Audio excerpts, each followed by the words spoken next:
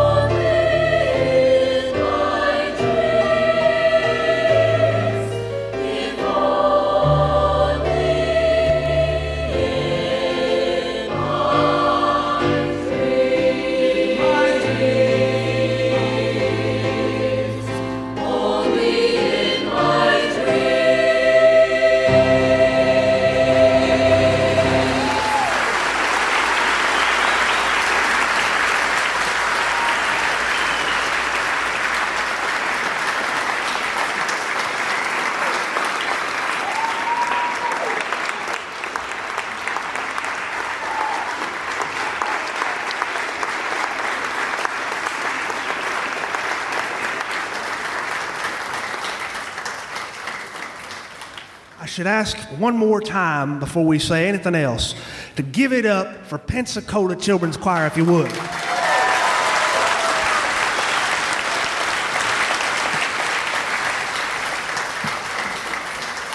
All right, we're going to start this thing. You are listening to Sean of the South, coming to you live via the podcast airwaves and the radio waves all over this fine nation. This people you see behind me here tonight is Blue Mullet, everybody. Give it up for Blue Mullet.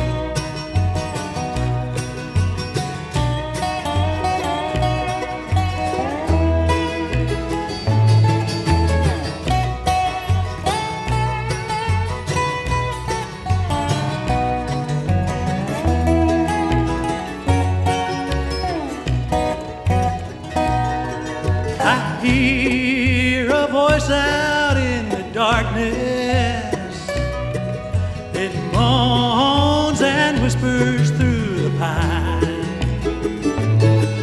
It must be my sweetheart calling. I hear her through the walls of time.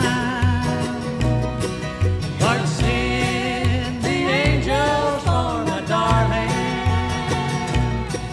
and take her to that home on high. I'll spend my time out here on earth, love, and come to you when I die.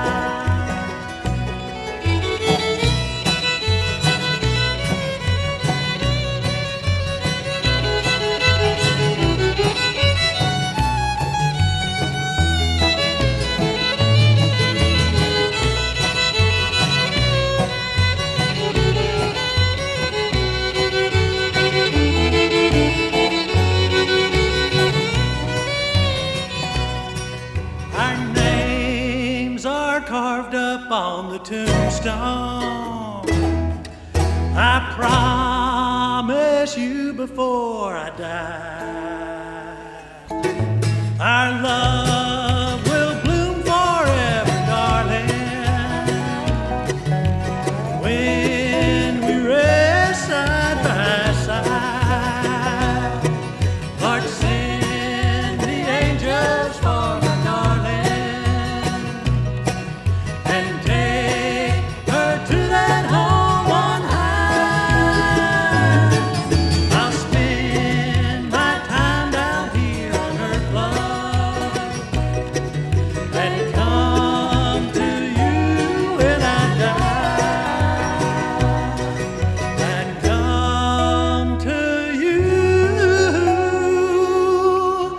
when I die.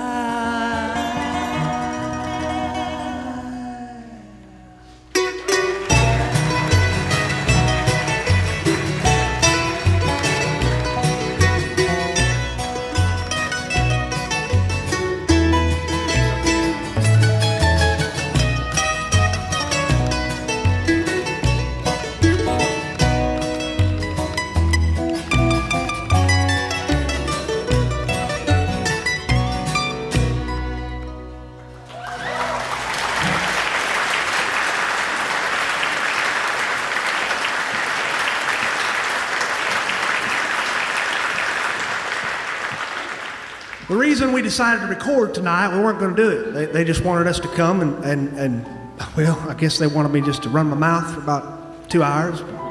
My wife got sick of that. So we decided to do something a little different. The truth is, there's a fella who wanted to be here tonight who couldn't be here tonight. And so when I read his message to me, I thought to myself, we got to record this for him just in case he has the internets. We got a lot of letters this year for Christmas. I put out something online and asked anybody who wanted to write me a Christmas letter in lieu of Santa's helper to send it to me. I never, ever had any idea that I would get as much mail as I got. I'm just so glad that instead of using my own address, I used my mother-in-law's. Who is on the front row right now, looking good, looking real good, got her pearls on. Wave to everybody, Mother Mary.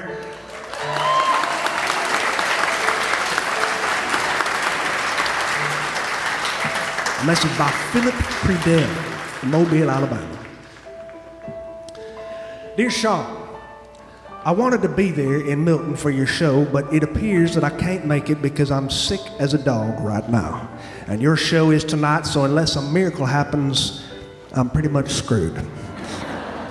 But I just wanted to tell you that if you're going to podcast it, I'll definitely listen to it and pretend that I am there with you. And I just wanted to give a shout out to my wife, Karen, who has been taking care of me like a champ, man. I've been eating chicken soup until I've got this urge to go out to the backyard and start pecking for worms. Seriously, brother, I am disappointed I can't be there. I guess I'll catch you next time. Do one for me. Well, Philip, if you're listening to this tonight, everybody's going to give you a big, big Merry Christmas welcome, and sorry you couldn't be here tonight.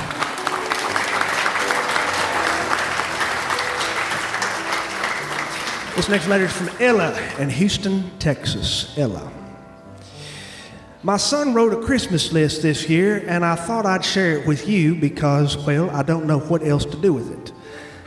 And when I read that you were accepting letters for Santa Claus as Santa's helper, I knew I had to get it to you. So here is his letter. Dear Santa, I want to thank you for everything last year. It was really, really cool. My requests this year, Santa, are a PlayStation 4, a hoverboard, 3 gold chains, and $29. And Santa, get something nice for yourself. Towns Sheridan from Shepherdstown, West Virginia. Dear Santa's helper, I am 7 years old, but I'll be 8 this year on January 5th. And I have a question about Santa, and my mom told me to ask you, his helper. What happens if Santa gets sick on Christmas Eve? Will he have a backup Santa Claus who comes to kids' houses? Or does he suck it up like my mom told my little brother to do? She said he was faking being sick, but he really wasn't because he had a bad accident at school, and Mom was really mad when she had to come get him, and he was all a mess and stunk real bad. Here's my list, Santa's helper. I want my dad's truck to get unstuck from the mud. I want a dog like the one on Beethoven the movie. And please find my hamster. I love him so much and miss him. He's been gone for a long, long time. When he chewed out of his cage, my mom promises she won't vacuum him up. P.S. If you find him, will you give him to me? Sharon Sullivan from Pensacola, Florida. Sean, I saw that you were going to be in Milton this week, and I was a little surprised. Because why in God's name would anybody go to Milton?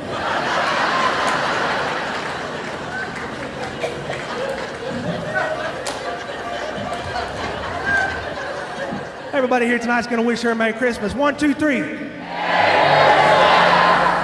That's what you get when you come to Milton, Sharon.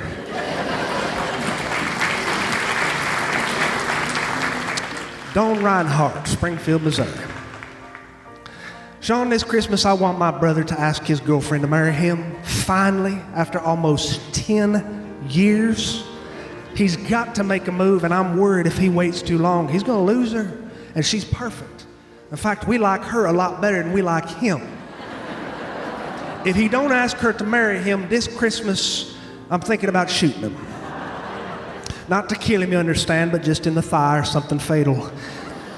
He really is my best friend, and I just want him to be as happy as I've been married for 23 years, and I want him to know the same joys I feel when the credit card company threatens to garnish my wages because we are broke as a joke without a smoke because we've put 3 ungrateful daughters through college. I wish you and yours a Merry Christmas, and if you have any pull with the big guy in the red suit, ask for Robbie to pop the question to Susan. Thanks. J.R. Frederick in St. Paul, Minnesota.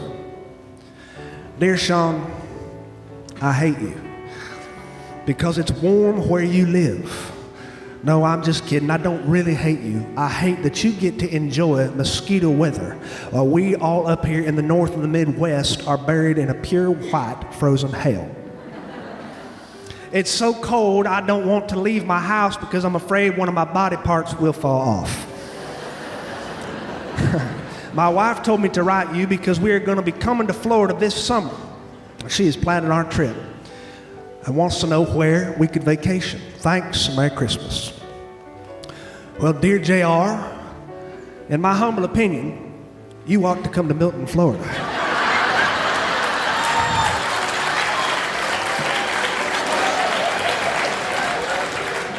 Now, I mean it. They got Grover T's Barbecue. They got Pork and Spoon.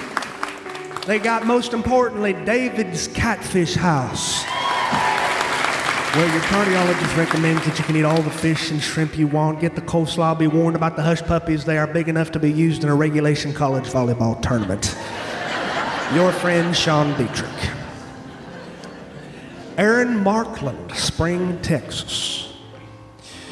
Sean, my 8-year-old daughter, Lily, has enclosed a letter to you that is intended for Santa. I pray that you are able to get it. Please, please try to do your best. Here's the letter. Hi, Santa. I'm giving you ultra skim milk this year and hummus. Because in school we learned about all the childhood obesity going on, and when you get skinny, maybe you can go back to having cookies. My brother has told me that you aren't real, but I told him that he was stupid, and I got in trouble because my mom heard me. Santa, are you real? If you are, I need to know because I've been wondering, because you used the same kind of wrapping paper my mom used, and she bought it at TJ Maxx. I don't know where you got your wrapping paper. I want to believe in you, but I can't make my brother stop saying he knows the truth when I don't think he knows. Well, dear Aaron and dear Lily, if you're listening to this, the following is a letter from Santa. I got this letter from Santa. It came in the mail yesterday to my mother-in-law's house. Dear Lily, I appreciate the fat-free milk. Mrs. Claus has had me on a diet ever since Jane Fonda was selling workout videos. These is back in the days when people were drinking Tab soda, and I never lost a single pound, Lily, not even after she bought me a Thigh Master for Christmas. But you probably don't remember Tab Cola or Thigh Masters because you're a child. And I'm actually glad you wrote me, because for some time now I've been wondering if, in fact, Lily Markland has existed. I don't know if Lily Markland is real because I've never actually met you. You're always asleep when I come to your house, and I just keep thinking, if Lily is real, why doesn't she prove it? So, before I prove to you that I'm a real guy with a real weight problem and a prescription for Crestor, Lipitor, non-steroidal anti-inflammatory medication, would you please prove to me, Lily, that you are a real person? If you are, all I ask is that you give me one little penny with the skim milk with your birth year on the penny. Leave it with the plate of food, and I will keep it with me wherever I go when I visit all the houses in the world. I'll think of you whenever I reach into my pocket and see that little coin. If you do that for me, I promise to start using different wrapping paper this year. It's just so hard to turn down a good clearance deal at TJ Maxx. Your mom and I both love good deals, and we both love you very much. Merry Christmas to all, and to all a good night. And that's letters from our listeners, everybody. Letters from our listeners.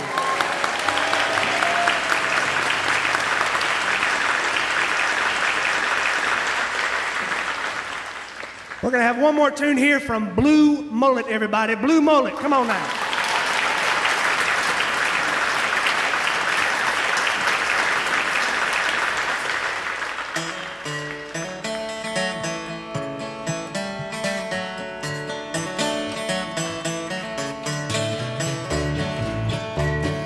Christmas time's coming, Christmas time's coming, Christmas time's coming, and no, I'm going home. Snowflakes falling, ballrooms calling, tall pines are humming, Christmas time's coming. And you hear them bells ringing, ringing, joy, joy, hear them singing. When it's snowing, I'll be going back to my country home. Christmas time's coming, Christmas time's coming, Christmas time's coming, and no, I'm going home. Yeah, boys.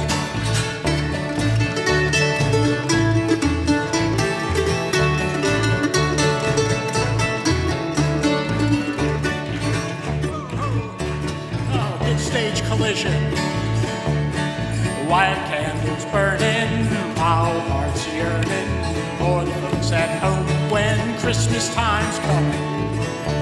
Can't you hear them bells ringing, ringing, joy, joy, hear them singing. When it's snowing, I'll be going back to my country home. Christmas time's coming, Christmas time's coming, Christmas time's coming, and no, I'm going home.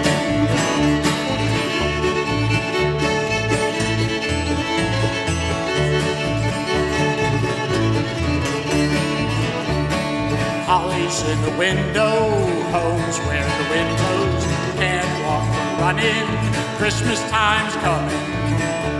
Can't hear them bells ringing, ringing, joy, joy, hear them singing. When it's snowing, I'll be going back to my country home. Christmas time's coming, Christmas time's coming, Christmas time's coming, and I know I'm going home. Christmas time's coming, Christmas time's coming, Christmas time's coming, and I know I'm going home.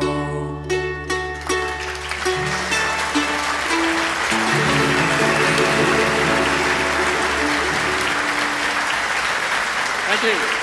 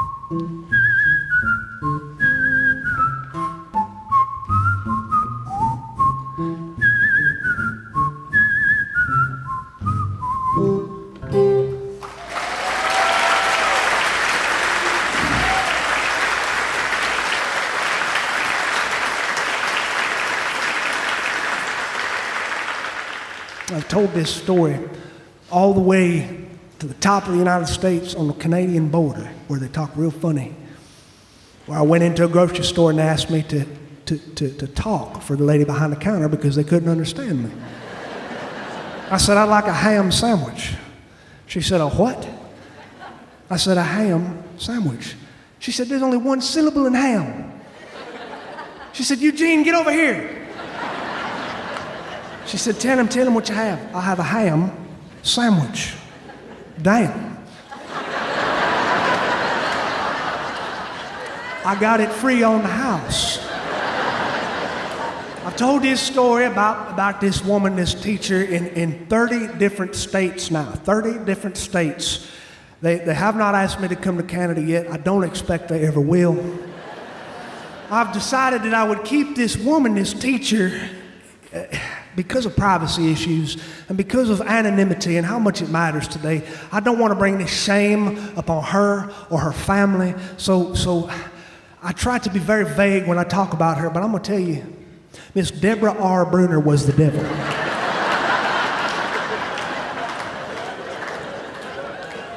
This woman, she was a Pentecostal preacher's wife. She had a 10-foot tall beehive hairdo. She had to duck to get underneath the eaves of the school, and she had to duck to get into the classroom. This thing had been up in that hairdo since 1945. When she would be sitting at her desk, we would see these little arachnids crawling out of her because she never took it down. She had long denim dresses that brushed the floor when she walked. She had these big horn-rimmed glasses, big, thick, black horn-rimmed glasses that went out of style a long time ago, ever since William Taft was president. And she smelled like a church lady. Church ladies have their own international scent. Long ago, they all got together in a cave before the world started. These church ladies agreed on a set of rules. No matter which denomination you were, these church ladies agreed on what they were going to look like, how they were going to talk, and how they were going to smell. They agreed on Estee Lauder's Youth Do.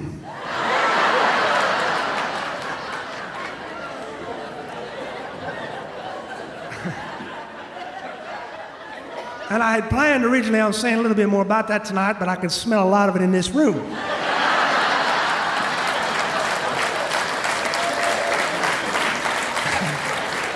She had this uncanny ability, I'm telling you, this uncanny ability to cut a child down to size. she would look at us and she'd say, class, what do you want to do when you grow up? What would you like to be? And man, I'll never forget, my buddy Adam raised his hand and said, I'd like to be an astronaut. And she looked at him and said, people in hell want a glass of ice water. You got to think practical. Pragmatism. Who in this class knows what pragmatism means? We all looked at each other. I don't know. She said, we got to think about jobs that are applicable to society. Doctors, lawyers, nurses. I looked at my buddy. I said, it sounds like she's fixing to sing a Willie Nelson song. And so she was this terror of a lady that we were all very, very scared of. Around Christmas time, she told us to write a poem. We would write these poems out, and I was a really good poet. This was the very first time in my life I ever realized that I had a knack for writing. I would write some of my best work in that class, but my award-winning work was written on the boys' restroom wall. Scratched into a cinder block wall with a pocket knife, I had a poem that went, you are sitting where I was sitting.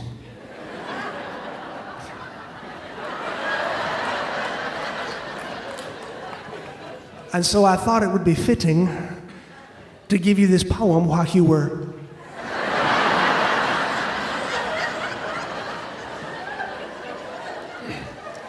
Pentecostal teachers love that one. It's a standard. She asked us to write a poem that was very Christmas themed. And so I wrote a poem that was Christmas themed, and I tried to make it funny. I tried to use a little bit of humor to drive it home. The poem that I wrote in her class was one that was basically a knockoff. But I didn't tell her that. It said, jingle bells, shotgun shells. Rudolph laid an egg. Santa Claus is having fun and Dad's in the Chevrolet. I couldn't restrain myself. I love poetry. She asked us once what we wanted to be. She asked us once what we thought happened to our bodies when we died. Well, the tradition I come from, which is Southern Baptist, we believe one thing happens when you die. You go up to heaven, there's streets of gold, there's a big tree that you all gather around, and you sing Gaither songs until the end of time. While they sing songs, such songs that I grew up with, these are some of the Gaither hits that I grew up with. Jesus, Jesus, Jesus, Jesus, Jesus, Jesus.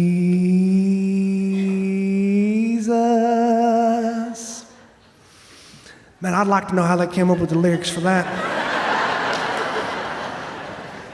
Oh, I wrote this poem that reflected my personal spiritual beliefs at this age, fifth grade. My spiritual beliefs at that age had begun to deviate because when you get to the fourth grade, you are starting to show signs of prepubescent symptoms. My buddies and I knew that we were having armpit hair and leg hair, and we were fascinated with this. We'd get our noses real close to everybody who was sprouting hair. Say, I can see it, it's black and curly. Are you Italian? Of course, I sprouted little blonde red hairs. I had the misfortune of being born a redhead. The people in my family were redheads. I had a lot of redheads in my family. We were a dying breed. They say that redheads have diminished to 3% of the world's population, and by the year 2047, that we will represent 1.2% of the world population. That means that I'm a precious stone, baby. But back then, to have the misfortune of being redhead just meant that you were a big, fat loser. Because not only was my hair red, it was red and curly. And when the light hit it, it looked even more red and more curly. And my freckles, whenever they hit sunlight, the UV rays, they start to emerge on my skin like I've been shot with buckshot. To make matters worse, I was a little bit chubby. It's okay, I can talk about it now. A big part of my life, I tried to ignore the fact that I was chubby, and I just wandered through life dressed like my mother would dress me, which she had this hideous sense of fashion. I will never forget when my mother would take me shopping back in the day to Sears. Sears. And in the back of Sears was an area for chubby boys. There was a brand of clothing that had been manufactured by Sears and Roebuck called Husky brand clothing.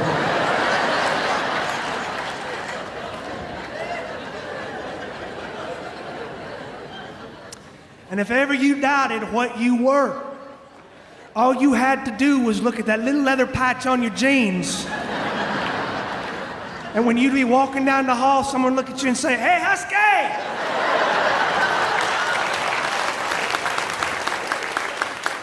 This is the first documented U.S. case of psychological labeling. If you ever didn't know, there it was right on your butt. You knew that you were husky. And my mother, in fact, she just couldn't stop there. She got my jeans and she would iron them. And then she would make me tuck in my shirt, no matter what kind of a shirt I was wearing.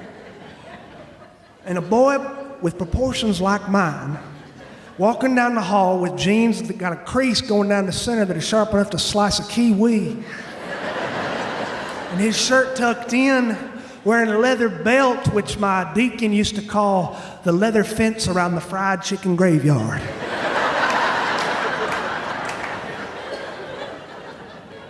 Well, this teacher of mine, this woman, the reason I tell you about her is because every year we had these Christmas plays that we would do. These Christmas plays were the height of our season. We didn't even call them plays, we called them cantatas.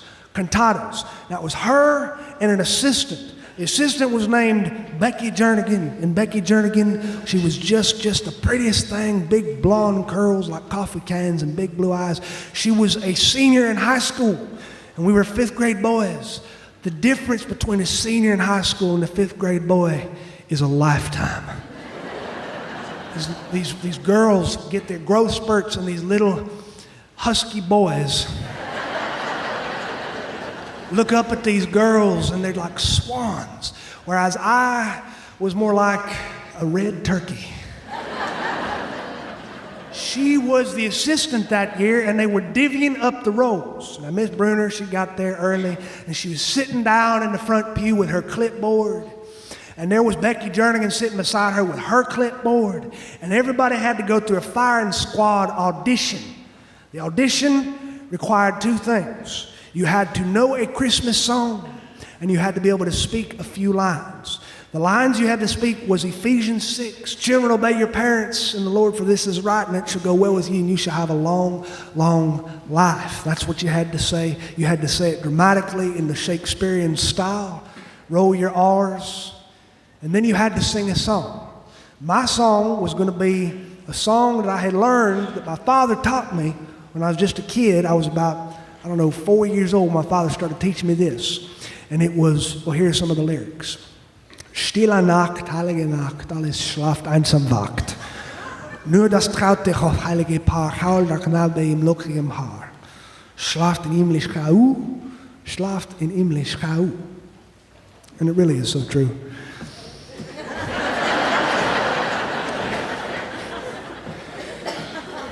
I wanted to sing that for her because it's really impressive. I mean, I found that music, you really got to impress someone and do things that they don't expect you to do. Like, for instance, a lot of times when I do these things, I like to sing De la Sierra Morena, cielito lindo, vienen bajando.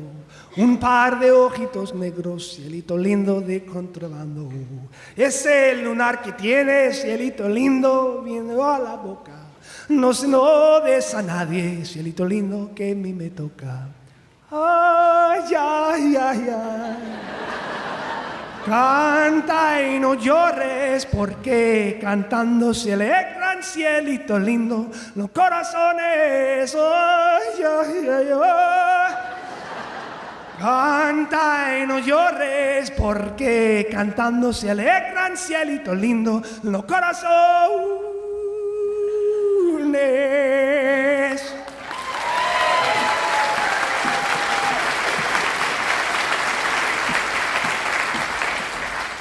You got to come right at him and hit him in the uppercut, just right in the gut. Nobody ever expects a tall, red-headed gringo to sing that song. So I was going to sing this song for her. And my father took me to this rehearsal, and there she was, Becky Jernigan. She was sitting up front. They had already cast all the parts. We had a very, very big cantata that year, and so we had all sorts of parts. Not only did we have the wise men and the shepherds, but we had a complete set of fruits and vegetables. The parts of the sheep were played by local dogs wearing fleeces. And Lee Crawford, he was the star of Bethlehem. Lee Crawford wore a human disco ball suit. And he paraded down the aisle, and the three wise men followed him. It was very hard for him not to sing a Gloria Gaynor disco song. Yeah, and there was one little girl, bless her soul, Chelsea Watson was her name. She was supposed to be the grapes. We'd gotten these costumes on loan from a school, these vegetables and fruit, but the grape suit, which was made out of purple balloons, had malfunctioned and all the balloons had popped, and so she just became girl in the purple leotard. I'll never forget when she asked Miss Burns, she said, I don't remember there being a girl in a purple leotard at the birth of Christ. She said, sweetie, that's why you've got to make the part your own. I was auditioning for the role of Joseph. Joseph was the most coveted role in the entire world because Joseph got to hold hands with Mary. And Mary was also a very nice looking girl. And she was sweet and kind. She had matured so much faster than all of us, and she wore this cowl and this blue costume every year. She always played Mary. I wanted to be Joseph. Joseph had to sing and say his lines. My father got me there for practice, for audition. He was wearing his denim shirt after he just got off work. He always wore denim and boots every day of his life, covered in oil stains and soot stains. And we walked in there. He said, get up there and do me proud.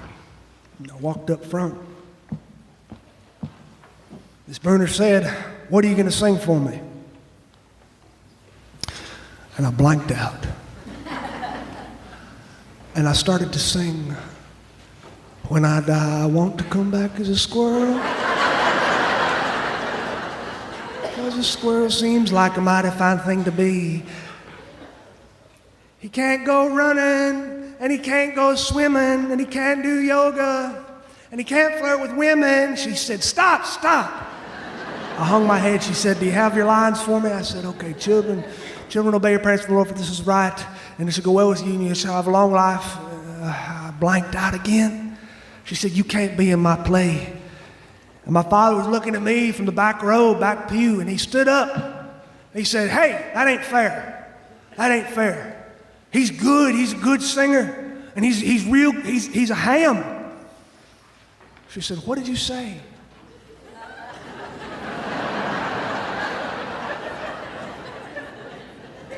He marched me down front. He said, sing something else. So I did. I sang, oh, little town of Bethlehem, how still we see thee lie. Among thy deep and dreamless sleep, the silent stars go by. She said, oh, that was very good. My father said, I told you so. She said, well, would you like to play the part of Joseph? Would I ever? I looked at Becky Jernigan. I looked at Mary.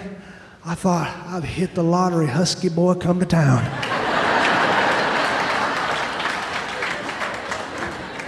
The night of the play was wonderful. It was a room a lot like this, and it was filled with everybody's parents. And they were all sitting around in these big chairs, and they're watching the kids come down the aisle to form the nativity. We sang, away in a manger, no crib for a bed. And we saw Lee Crawford. He had his disco ball suit on, and he turned around a little bit.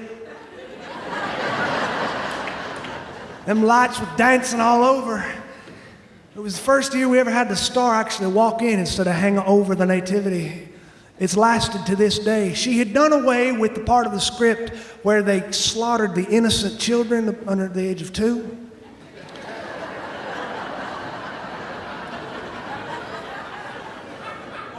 Yeah, and the fruits and vegetables came walking in. There was the apple, the banana. There was the girl in purple leotard. There was somebody's dog Rascal, and he was dressed in sheep's wool. Nobody could get Mary. They couldn't find her. Becky Jernigan, she walked to the back room. She beat on the door. Pop, pop, pop. Mary, come on out of there. Crystal said, I can't do it. I'm scared. I'm nervous. Becky said, you got to come out. It's your turn to go on. She said, I can't do it. And so Miss Bruner looked at Becky Jernigan and said, you got to play Mary. And so they went and borrowed a choir robe that was pure gray.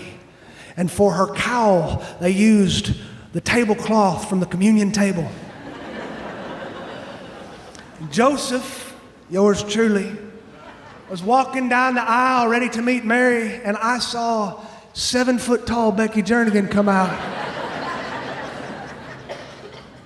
And she hooked arms with me, and I looked at my cousin Ed Lee, who went,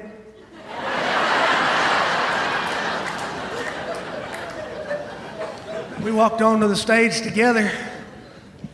I put my arm around her waist. We got to the manger scene, and she knelt down, and that took a good 3 feet off her height. And she cradled the little gold medal flower of Jesus with the face drawn on it, this little sack of flour. Mrs. Bruner was looking at us. We were saying our lines. The Heavenly Host Choir was back behind us. They were wearing little coat hangers up on their, been out of shape. And she looked at me, and I was supposed to sing. And I looked out at that crowd, and I couldn't think of what to do. I blacked out completely. And then I opened my eyes, and I was still standing. And I looked up to the sky, and I thought, oh, I dodged a bullet. I looked in the very back row, and I saw there was my father standing there. And he just stood and looked at me. Nodded his head one time. He'd just gotten off work. He was wearing his denim, his boots, grease. I looked at him and I said,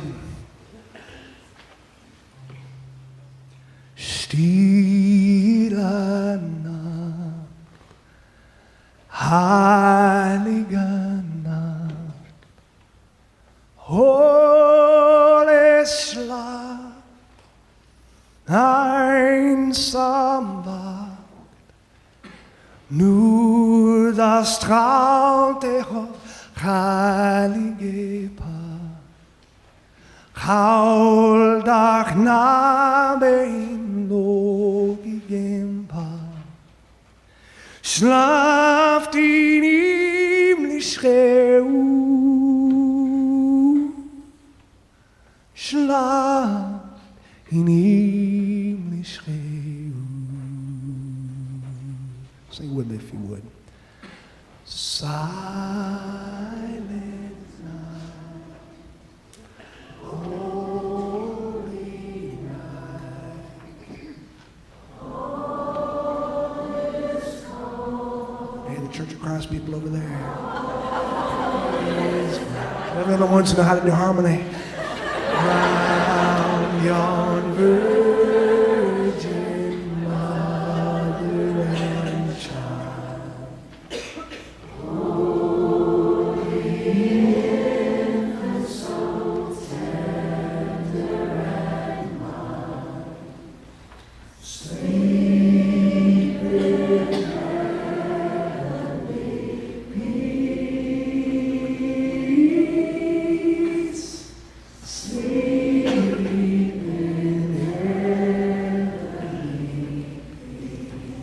Let's sing it one more time. Come on, choir, give it up to me.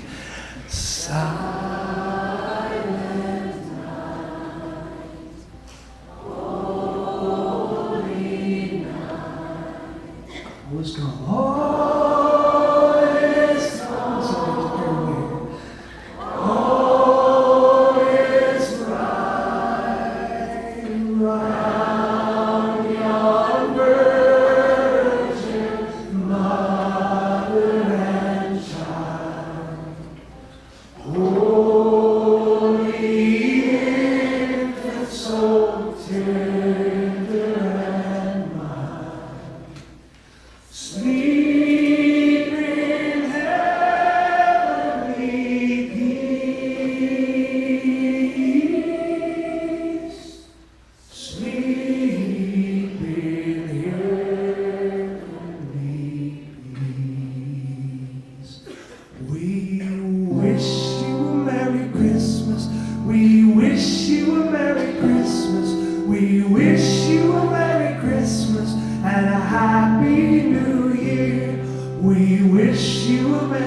Christmas. We wish you a Merry Christmas. We wish you a Merry Christmas and a Happy New Year. Good tidings to you and your kin. Good tidings for Christmas and a Happy New Year. We wish you a Merry Christmas. We wish you a Merry Christmas. We wish you a Merry Christmas and a Happy New Year. Please bring us some butter beans. Please bring us some butter beans. Please bring us some butter beans and bring it right here.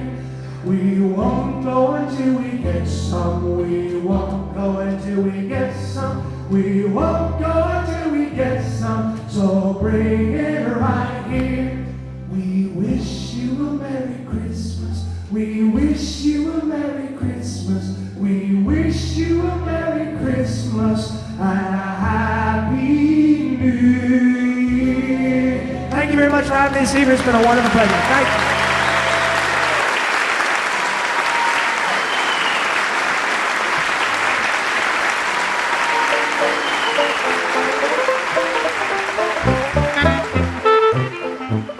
Hey, thank you for listening to the Shaun of the South Christmas Show. I want to be the first to wish you a Merry Christmas and a Happy New Year to you and your family. Thanks for listening to us, and thanks for tuning into this show live in your car, in your minivan on the way to school, through your cell phone podcast app, or whatever else means you use to listen to this thing.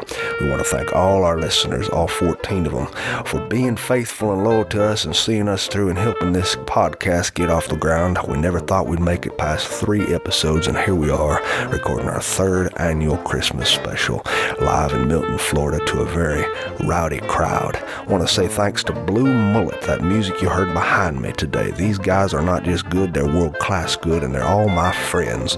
It's a pleasure sharing the stage with them and the Pensacola Children's Choir. You have to check these guys out if you ever get a chance, or if you ever find yourself in the Northwest Florida Panhandle. I want to say thank you to anybody else who's listening there, who is enduring this holiday season and going through something very, very tough. You have not just the sympathy of the people who are listening to this, but you have the thoughts of people who've been there before you and know how to get through it, and there is no way to get through it except to get through it. A Merry Christmas to you and your family. Adios.